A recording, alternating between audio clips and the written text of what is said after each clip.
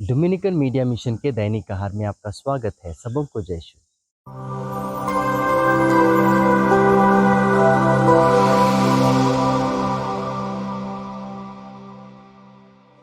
मेरे मित्रों, क्या आप जानते हैं एक चरवाहे और उसके भेड़ की झुंड के बीच में कैसा रिश्ता होता है? एक बेहद ही अनोखा रिश्ता होता है, बेहद ही अनोखा रिश्ता। वे एक दूसरे को आवाज से और चेहरे से पहचानते हैं। यदि एक भेड़ को वह आवाज कान में न पड़े या वह चेहरा दिखाई न दे तो वो उसका अनुसरण बिल्कुल भी नहीं करेगी। आज के सुसमाचार में भी बिल्कुल यही बात है मेरे मित्रों, और वो संत योहन का सुसमाचार अध्याय 10 पद संख्या 22 में देखने को मिलता है, सुनने को मिलता है। प्रभु यीशु कहते हैं, मेरी भेड़ें मेरी आवाज पहचानती हैं और वो मेरा अनुसरण करती है। मैं उन्हें अनंत जीवन प्रदान करूंगा और कोई भी उन्हें मुझसे छीनकर नहीं ले जा सकता। मेरे मित्रों, मेरे बचपन की एक छोटी सी घटना, दिलचस्प घटना मैं आपको बताना चाहता हूँ। जब मैं छोटा था, मेरे पिताजी के पास काफी बड़ी संख्या में बकरियां हुआ करती थी, और गर्मियों की छुट्टी में जब मैं फ्री हुआ करता था तो मैं अपने पिता की मदद किया करता था। एक दिन मेरे पिताजी ने कहा, क्या तू अपने आप से खुद अकेले बकरियां चराने ले जा सकता है? तो मैंने कहा जरूर। मैं बहुत खुश हुआ, बहुत ज्यादा खुश हुआ, और उस दिन अपने हाथ में एक छोटा सा टिफिन लेकर मैं बकरियों को चराने जंगल ले गया। सारा दिन बकरियां चराया। दोपहर में हम एक पेड़ के छांव में बैठ गए। बकरियां आराम करने लगी और मैंने अपना टिफिन खाया, और पानी पीकर हम सब फिर से घर की ओर रवाना हो गए। शाम को जब मैं घर पहुंचा तो मेरे पिताजी मेरा इंतजार कर रहे थे। जैसे ही मैं घर पहुंचा, मेरे पिताजी ने बकरियां गिनना शुरू कर दी। 1 2 3 4। जब वो गिन रहे थे तो हमें एहसास हुआ कि उसमें से एक बकरी गायब थी। वही बकरी जिसको हम सबसे ज्यादा प्यार करते थे, उसका नाम था मार्टिन। मार्टिन दिखाई नहीं दे रहा था, वो गायब था।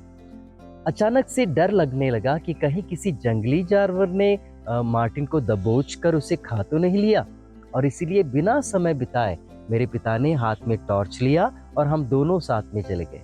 अंधेरा था और हम जंगल की ओर रवाना हो गए। ठीक उसी जगह पहुंचे जहां बकरियां आराम कर रही थी। जब हम वहां पहुंचे तो पिताजी ने कहा, मार्टिन। पिताजी बार बार मार्टिन मार्टिन कहकर पुकारने लगे, लेकिन बड़े आश्चर्य की बात है कि कोई आवाज ही नहीं आई। लेकिन पिता को विश्वास था कि मार्टिन वहीं कहीं बैठा है। करीब 10 बार मार्टिन नाम पुकारने के बाद जब 11वीं बार पिता ने मार्टिन नाम पुकारा तो बकरी, वो छोटा सा मार्टिन, उसका जवाब देने लगा और कहने लगा, मैं। मेरे मित्रों, एक बहुत ही बड़ा सबक मैंने सीखा, एक सीख मैंने सीखी, और मैं अपने आप से प्रश्न पूछता रहा कि 10 बार आवाज देने के बाद भी मार्टिन ने पुकार कर क्यों नहीं जवाब दिया।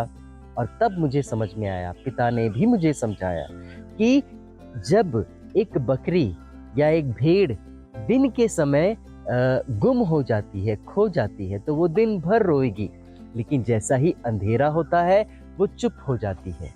चुप होकर, शांत होकर किसी पेड़ के नीचे शांत से बैठ जाती है, क्योंकि वह जानती है कि यदि वह रात के समय पुकारने लगे या चिल्लाने लगे या रोने लगे, कोई जंगली जानवर उसे देख लेगा और उसे पकड़कर दबोचकर उसे उसका खात्मा कर देगा। और यही कारण है कि जब मार्टिन अपने चरवाहे की आवाज सुन रहा था तो वो सुनता रहा, परखता रहा, और जब तक वो परखने लगा, जब तक उसे पक्का पक्का यह विश्वास नहीं हुआ कि यही मेरा मालिक है, यही मेरा चरवाहा है, उसने आवाज नहीं दी।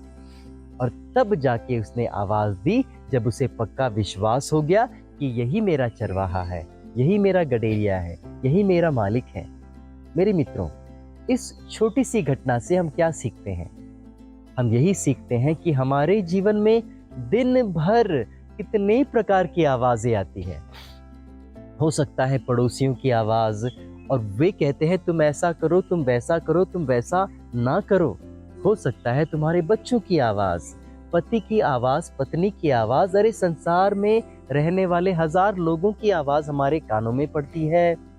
दुनिया की आवाज भी पड़ती है, हमारी अंतरात्मा की आवाज भी पड़ती है। लेकिन इन सभी आवाजों में हम अपने गडेरिए की आवाज कैसे सुनेंगे, कैसे पहचानेंगे? और ये बड़ी दुविधाजनक बात है कि इन हजारों आवाजों में किसकी आवाज को हम सुनना है। मेरे मित्रों, छोटी सी बात है, हर कोई आवाज जो प्रभु के वचन से प्रेरित होती है हमें सुननी चाहिए। भले ही वो हमें गलत लगे, लेकिन यदि वो प्रभु के प्रवचन से, प्रभु के वचन से प्रेरित होकर आती है, तो वही मेरे गडेरिया की आवाज है। वही मेरा गडेरिया कहता है कि तुम ऐसा ही करो और तुम वैसा न करो।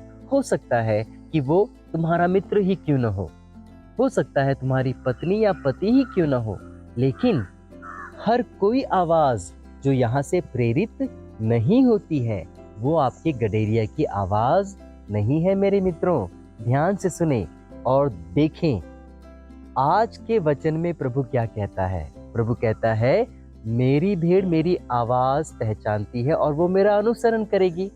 यदि आप प्रभु से प्रेरित हुए वचन की बात सुनेंगे, आवाज सुनेंगे, परख कर उसे पहचानेंगे और वही करेंगे, तो पता है क्या होगा?